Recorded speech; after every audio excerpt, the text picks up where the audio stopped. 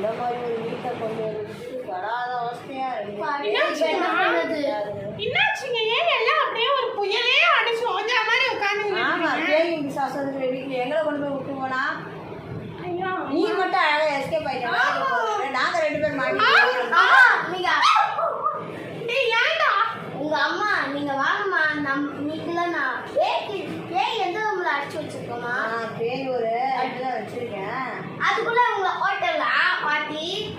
ஏன்டா உங்க அம்மா போட்டு உனக்கு ஏன்டா சோறு பண்ணுவா? ஐயோ ஏன்டா பாசடியாடா? சரிப்பா, உங்களை விட்டு அடுத்த வாட்டி பிடிச்ச அந்த பேயை கட்டுப்படுத்த சாமியாரை வர சொல்லிக்கிறேன் நான்.